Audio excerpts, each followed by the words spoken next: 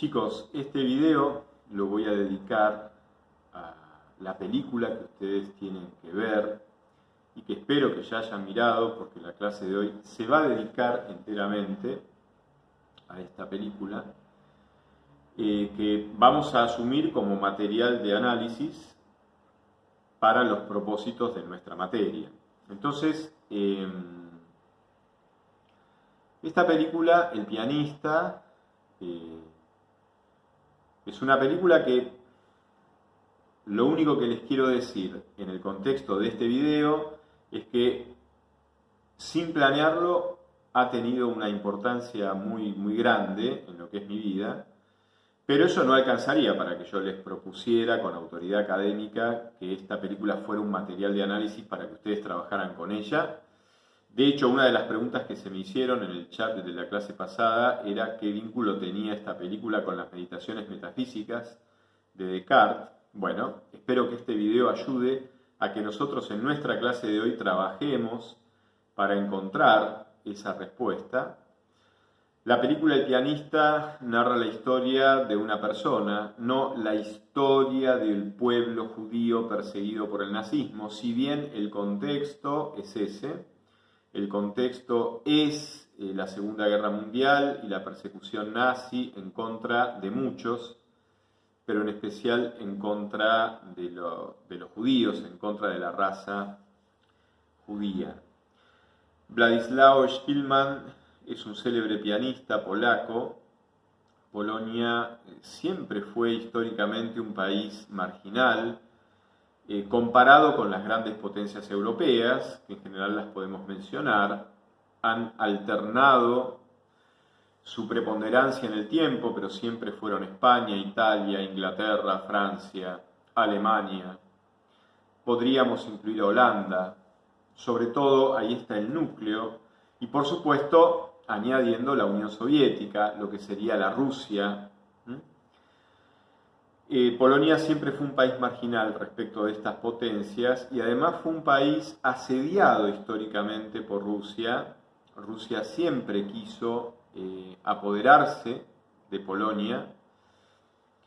Chopin aparece con su música en esta película a través de nuestro protagonista, de Władysław Szpilman.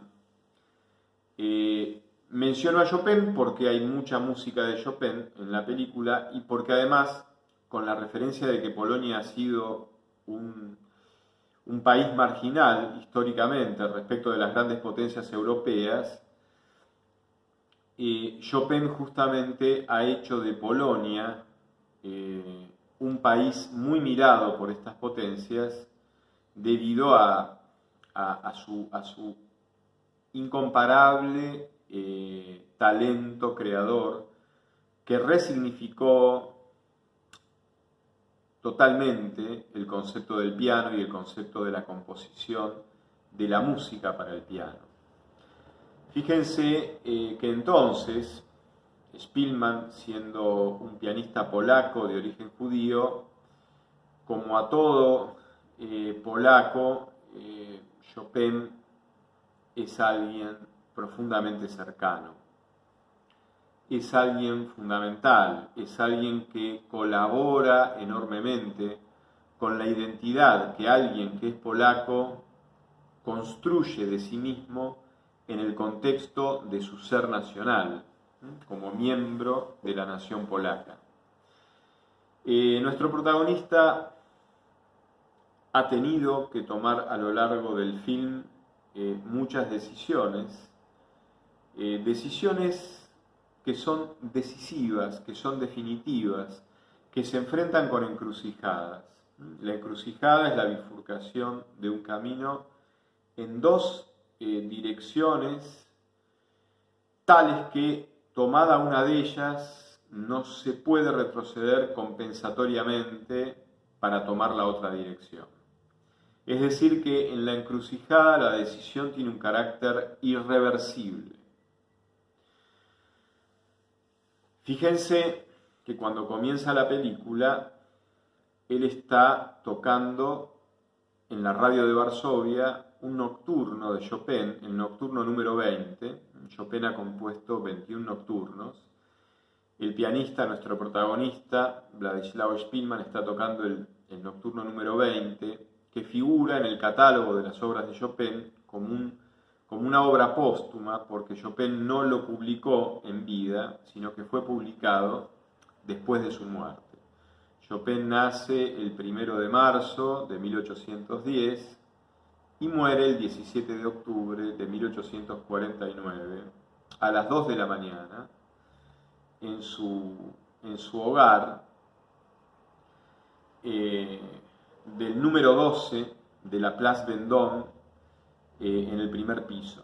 Yo conocí ese último hogar, ese último reducto parisino de la vida de Chopin, en un viaje que hice a Europa y en una estadía en Francia por algún tiempo.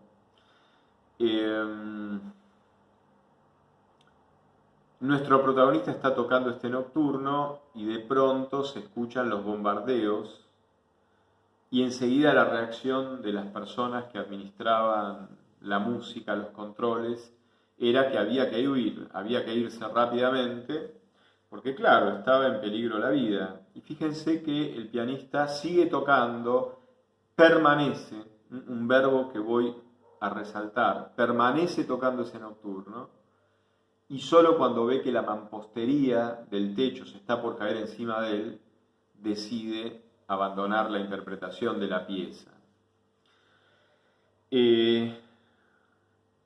A los seres humanos no les basta siempre el plano instintivo de supervivencia para seguir viviendo.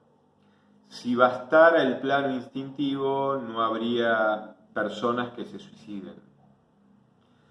Pero el suicidio tiene que ver con que el plano instintivo no es suficiente.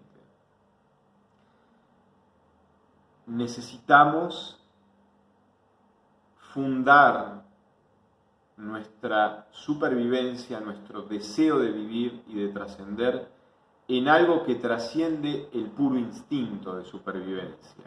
Necesitamos un sentido, un horizonte en el cual se trascienda un valor ante el cual nosotros nos sentimos totalmente identificados, unidos, y por el cual arriesgaríamos nuestra propia vida, porque sentiríamos que si no arriesgamos nuestra vida a favor de ese valor ante el cual nos identificamos completamente, nuestra vida y nuestra identidad se desintegrarían, perderían fundamento, perderían sentido, perderían vida, perderían vitalidad. Entonces quiere decir que nuestro pianista, al querer permanecer tocando esta pieza de Chopin, está mostrando que el piano, que la música, no son simplemente profesiones, sino que su ser se identifica con lo que él muestra que ama, y a lo que se ama de verdad no se lo suelta fácilmente. Uno justamente cuando tiene la experiencia amorosa sabe que el amor llama a permanecer y abrir caminos con expectativas de mayor amor y de mayor profundidad en el crecimiento del aprendizaje de lo que significa amar mejor y amar más. Así que la clave es expectativa y permanencia. No es justamente la impermanencia y la falta de expectativas. Así que Szpilman está mostrando en esta escena que para él la música y el piano, y además está tocando una obra de Chopin, es algo que se sitúa en el fundamento de su vida.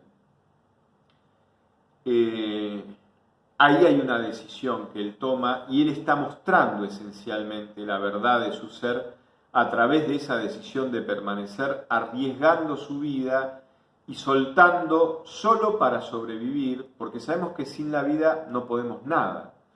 Primero tenemos que estar vivos y en lo posible sanos. Esto es algo que ya nos informa la película. Pero además hay otras personas, hay otros personajes en la historia de esta película que van tomando decisiones que van afectando la vida de nuestro protagonista. Hay un policía polaco, pero que decide trabajar para el régimen nazi, que consciente que la familia de Spielman subiera a ese furgón, que en definitiva iba a llevar a todos los pasajeros a los campos de exterminio, a las cámaras de gas, pero le impide a Spielman subir a ese tren. Lo quiere preservar, lo quiere salvar, porque lo valora muchísimo como un gran artista de Polonia, que Polonia no tenía que perder. Spielman hace esfuerzos para poder subir a ese tren con su familia y no le es permitido subir.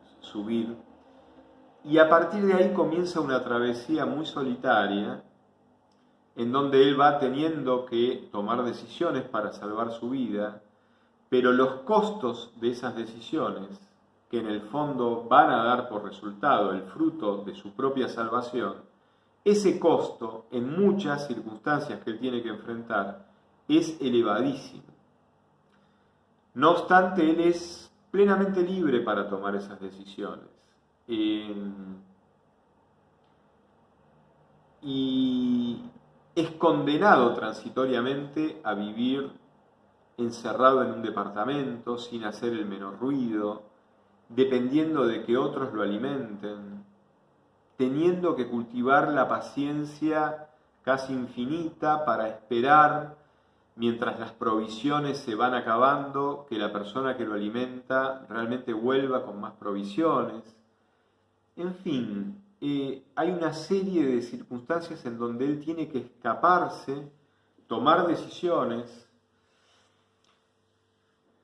y hay un encuentro muy importante, que es el encuentro con un general nazi, con un general alemán, que lo intercepta cuando él está tratando de abrir una lata de pepinos en una mansión derruida que aparentemente está abandonada y está deshabitada, pero cuando él intenta abrir esa lata de pepinos se le escapa la lata rueda, golpea contra el primer escalón de una importante escalera y se van mostrando las botas de quien aparece como un gran general nazi alemán que lo mira desde arriba, él totalmente hambriento, lleno de frío, lleno de voracidad afectiva, material, desnudo, desprovisto de todo, da como si fuese interceptado por un predador que lo está mirando desde arriba y que tiene el poder para eliminarlo. Cuando este general alemán le pregunta quién es, él dice que es pianista. Entonces otra vez, cuando le preguntan por quién es, la respuesta es que él es un pianista. Por eso otra vez hay una confirmación de que el piano y la música constituyen el fundamento de su ser. Lo mira el general nazi diciendo, bueno, es pianista, bueno, lo voy a llevar a donde hay un piano, lo lleva a donde hay un piano y por supuesto, para quienes somos pianistas, y en particular, yo di con la obra de Chopin cuando tenía 9 años, circunstancialmente, probando discos en un Ken Brown, que era un gran equipo musical de esa época, probando discos de papá.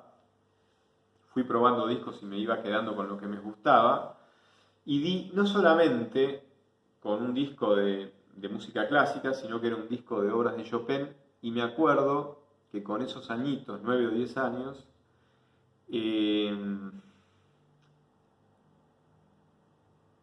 la obra que toca, que yo puse, sin saber lo que ponía en realidad, era justamente la obra que interpreta Spielman frente al general nazi.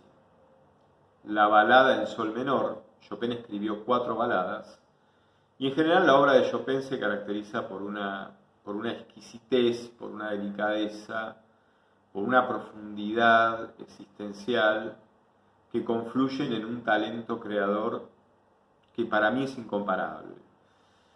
Eso se nota ya en el Nocturno que Spielmann toca en la radio de Varsovia y se termina de notar en la formidable interpretación que hace el pianista frente al general nazi, que además llama la atención que haya elegido tocar esa obra, porque es una obra que tiene una exigencia técnica y una exigencia emocional impresionantes. Después, Spielmann, porque esta película, el pianista, narra la historia del verdadero Władysław Spielmann, así que es una película que tiene una referencia biográfica. Spielmann dice que él sentía que el general lo iba a matar y que tenía que tocar algo que lo conmoviera, y que si no lo conmovía la balada en sol menor, no lo iba a conmover ninguna obra que él sabía tocar.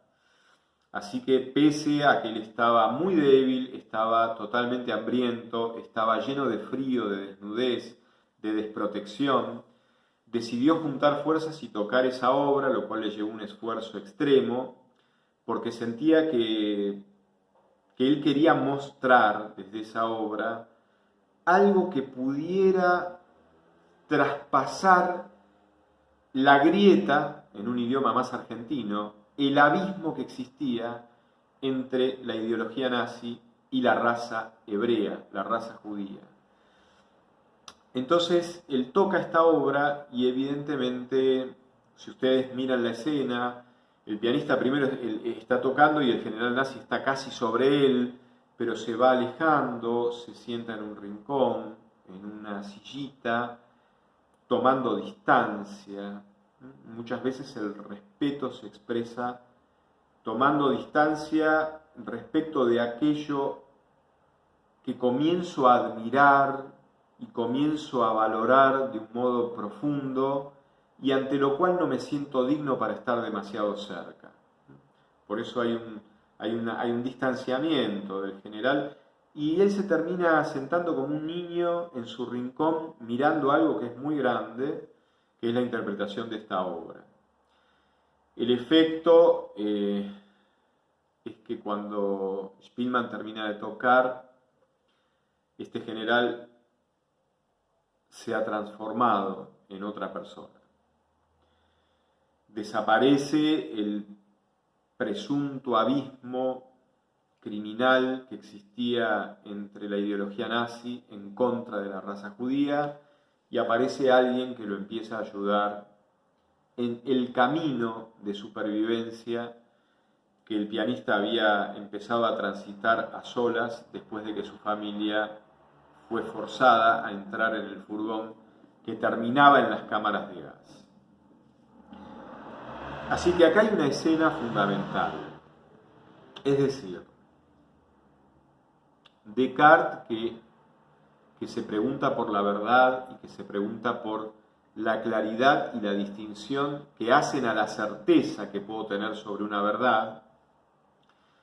Descartes en sus meditaciones quiere encontrar cuáles son estas verdades que gozan de claridad y distinción para que estemos ciertos de ellas, para que tengamos certeza de ellas, para que tengamos esta seguridad cognitiva, intelectual sobre estas verdades. Bueno, acá, digamos, no hay un teorema que Spielmann le demostró en un pizarrón al general nazi para convencerlo de que tenía que ser alguien de verdad humano, con sentimientos y con valores, y que por lo tanto tenía que respetar la vida de las personas, y que por lo tanto no lo tenía que matar aunque él fuera judío.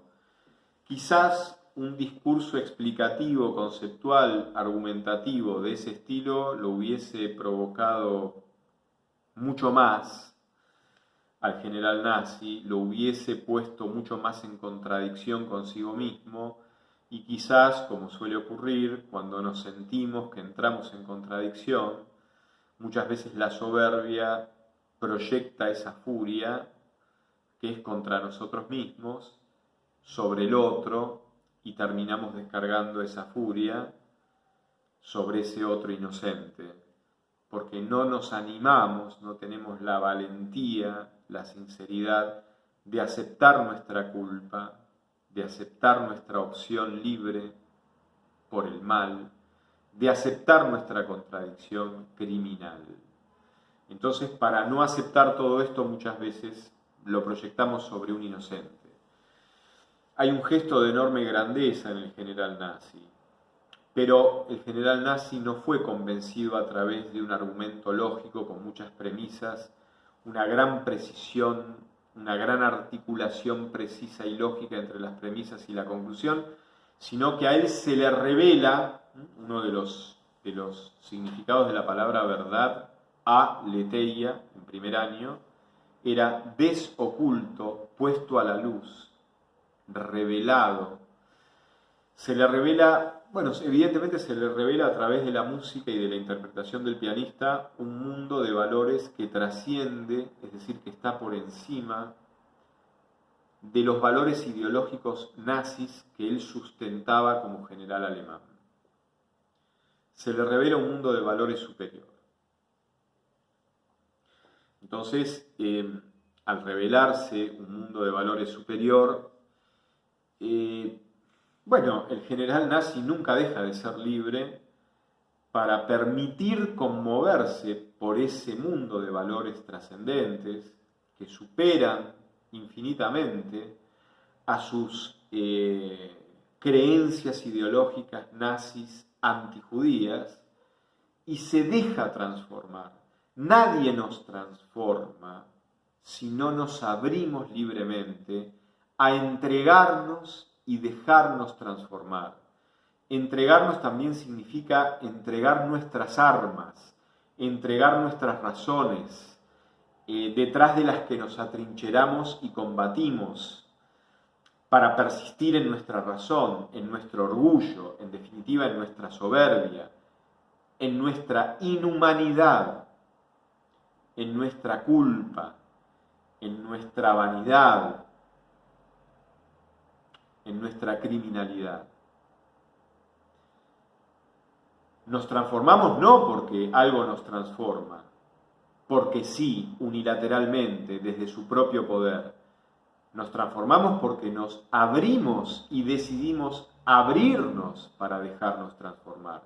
Y ese es todo un acto de inmensa libertad y de inmensa humildad.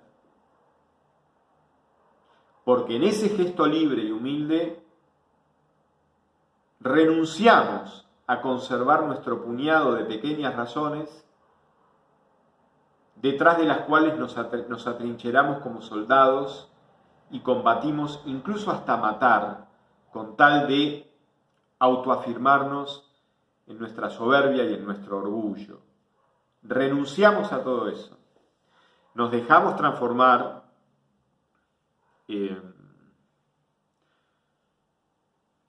nos liberamos de nosotros mismos.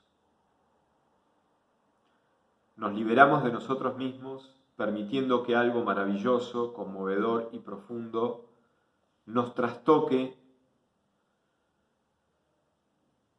nos permita pedir perdón, nos permita reconocer que más allá de que fuimos condicionados, en definitiva, cuando obramos mal, lo decidimos también, y por eso somos culpables.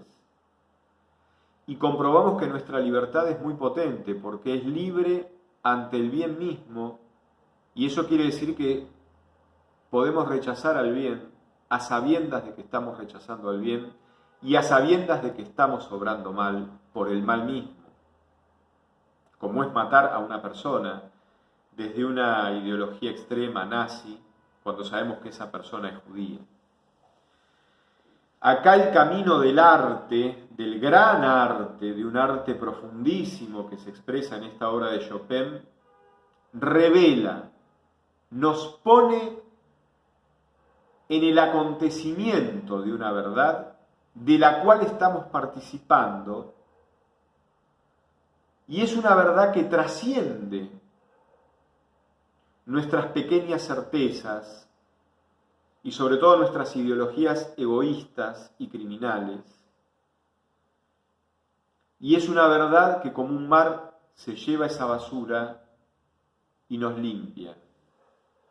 Y esa limpieza significa no solamente que ahora tenemos ideas más claras y más profundas, sino que nuestra vida se ha transformado, que nuestros valores se han transformado, que nuestra libertad opera sobre una trascendencia que nos ha transformado, porque nosotros también hemos decidido abrirnos a esa belleza, la belleza que trae esta obra musical, de una exquisitez y de una profundidad arrolladora, y que porque lo permitimos y nos abrimos, nos transformamos, y nos transformamos mucho más verdaderamente en lo que más profundamente somos, que en lo que creíamos que éramos, cuando creíamos que siendo así, éramos verdaderamente nosotros mismos. No, nos transformamos en mucho más verdaderos de lo que éramos. Pero para eso hay que resaltar este gesto de libertad y de humildad del general nazi. Entonces, lo que aprendemos es que hay verdades que tienen que ver con la razón y con la racionalidad que Descartes está buscando a través de sus meditaciones. Pero hay un campo de la verdad que tiene que ver con la integridad de lo que somos o la integralidad de lo que somos, y que impacta no solamente en nuestro discernimiento racional y lógico, sino que impacta en todo lo que somos y en quiénes somos y en nuestra libertad. Impacta tanto en la profundidad más esencial de lo que somos, que impacta en nuestra libertad, en nuestros motivos, en nuestro sinceramiento, que nos desnudamos, nos despojamos, nos dejamos transformar, pedimos perdón, y una vez que pedimos perdón, obramos en consecuencia de otra manera. El general nazi obra de otra manera, lo ayuda a salvarse. Y hay una escena al final de la película, de la cual no quiero pasar por alto, porque todas las demás cosas quiero que emerjan de ustedes, chicos. Pero cuando los rusos termina la Segunda Guerra Mundial, los rusos toman a Alemania, a él, el general nazi, lo toman preso. Y aparecen personajes de la radio de Varsovia que se enfrentan con él, y él les dice: ¿conocen a un tal Spielmann? Porque a mí me salvó. Díganle que se acuerde de mí. Quien leyó La Pasión de Cristo en alguno de los 4 evangelios saben que el buen ladrón es el que le dice a Jesús, que ya está crucificado: acuérdate de mí cuando ingreses en el paraíso. Y Cristo le responde a este buen ladrón: te aseguro que hoy estarás sentado conmigo junto a mi Padre. A mí me remite a esa escena. No digo que tenga que ser así, ni digo que Roman Polanski, que es el director de esta película, haya querido decir eso. A mí me remite a esa escena. Y a su vez, cuando la liberación cesa, cuando cesa la guerra y ya el pianista está liberado, él pide ir con las personas de la radio de Varsovia a ese campito donde el general nazi preguntó por él. Él decide ir. Y bueno, y la obra termina con la majestuosidad de la Gran Polonesa Brillante, otra enorme obra de Chopin, con una belleza sublime, profunda, exquisita, que de alguna manera enmarca el fruto de la salvación de una manera gloriosa, pero en donde no es la gloria del superhéroe que sale en las revistas, de los famosos, sino que es la gloria de alguien que ha dado su vida por un valor absolutamente trascendente, que ha llorado, que ha sufrido persecuciones injustas, que ha sufrido la pérdida de su propia familia, pero que ha permanecido en lo que ama. Y lo que ama es justamente algo digno de amor, si no, no se podría amar. No se puede amar la cocaína, se puede ser adicto a la cocaína. Se ama solamente lo que es bueno. Y obviamente que la trascendencia que tiene la belleza a través de una obra mayor, en este caso una obra pianística como la obra de Chopin, hace que uno pueda identificar toda su vida con ese valor y hacer de su vida un testimonio viviente que transforma a otros, como la vida del pianista transformó a la vida del general nazi. Creo que con este contexto tenemos suficiente como para que ustedes ingresen nuevamente a la película y en esta clase de hoy la abordemos para seguir analizándola. Muchísimas gracias, chicos, nos vemos en unas horas. Hasta pronto entonces.